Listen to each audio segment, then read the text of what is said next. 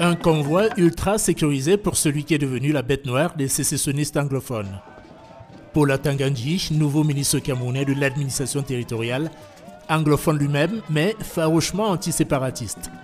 Le voici déjà sur le terrain pour sa première visite dans le chaudron du Sud-Ouest, bastion et épicentre du conflit.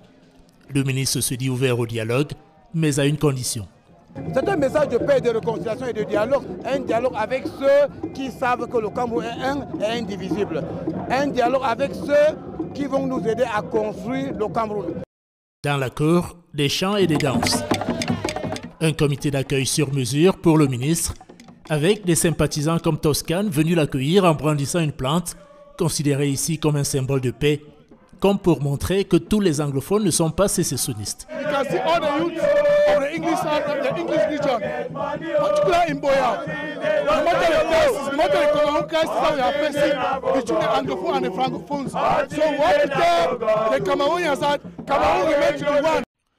Mais sur ces terres anglophones, Paul Atanga-Nji est loin d'être un terrain conquis.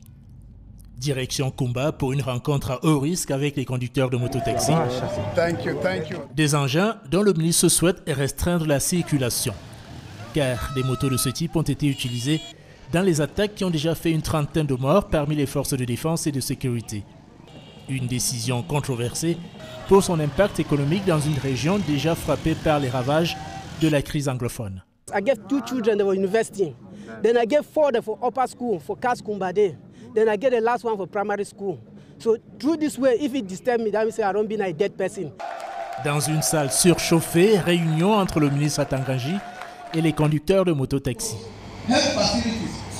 Après plus d'une heure d'échanges tendus, nous retrouvons Michael, soulagé d'avoir pu obtenir un répit. We have liberated all that we should go and work for 3 months.